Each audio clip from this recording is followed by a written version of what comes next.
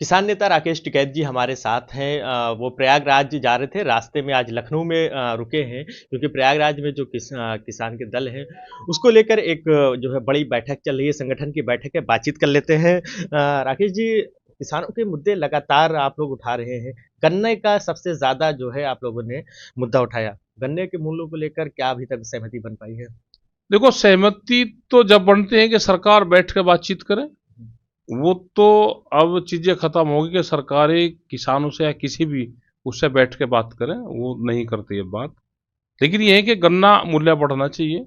आधे से ज्यादा गन्ने की पिराई होगी, रेट बढ़ना चाहिए। इलेक्शन भी है, राम मंदिर का निर्माण भी हो रहा है, 22 तारीख को देश में दीपावली मनाई जा रही है।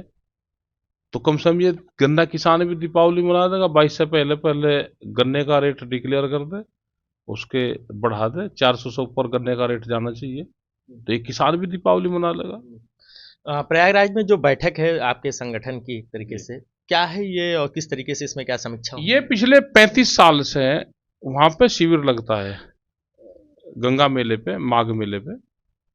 और अब की बार भी वही है।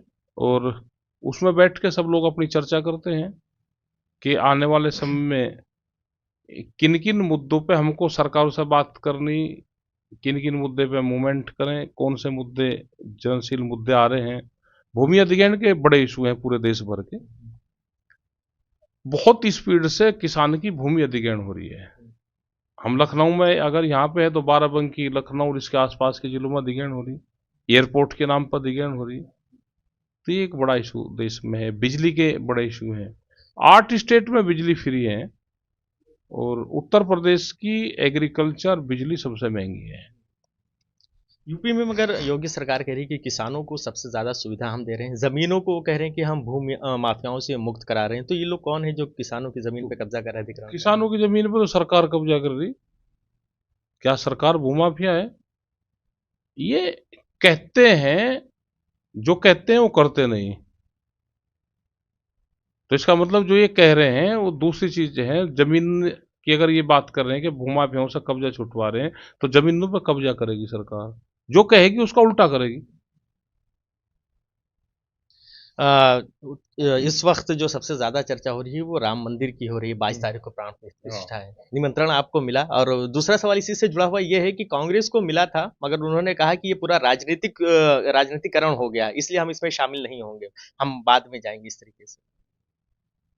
नहीं, राजनीतिकरण तो हो रहा है। भाई बीजेपी, उसका पूरा बीजेपी उसका लाभ उठाना चाहती है। बीजेपी जा रही है वहां पे, तो बहुत लोग नहीं जाएंगे। राम मंदिर का लाभ उठाना चाहिए। भाई राम मंदिर से ही तो वोट मिलेगी उनको।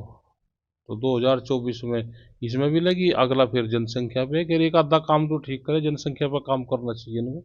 अगला इशू इनके एजेंडे में जनसंख्या है, तो उस पर काम करना चाहिए। तो आप जाएंगे? हमको निमंत्रण मिलेगा तो जाएंगे। हाँ। क्या लगता है कि आगे क्योंकि जिस तरीके से लगातार इस पे हमला, और अखिलेश यादव ने कहा कि हम बाद में जाएंगे प्राण प्रतिष्ठा के बाद, कांग्रेस ने सीधे इनकार कर दिया, बीएसपी ने स्वीकार कर लिया मगर कहा कि हम जाने में असमर्थ हैं। देखो, तो पॉलिटिकल इशू बन गया है पूरा राम मंदिर का। और किन किन को लाभ उससे होगा वे जाएंगे, किसको नुकसान होगा वे नहीं जाएंगे। और उसकी कमेटी होती है, कमेटी निमंत्रण दे। अगर पॉलिटिकल लोग निमंत्रण देंगे और दूसरे को नीचा दिखाने की कोशिश करेंगे उसमें भी, तो उसमें बहुत लोग हैं अवॉइड करेंगे, उसको नहीं जाएंगे। अ, ये थे हमारे साथ किसान नेता राकेश टिकैत। साफ तौर पे कहना है कि किसानों की लड़ाई लगातार जारी है, और चाहे वो सरकार कोई भी हो, जो किसानों के हित में फैसले नहीं लेगी उसके खिलाफ आवाज़ बुलंद करेंगे। और 22 तारीख को अगर निमंत्रण मिलेगा तो अयोध्या ज़रूर पहुँचेंगे।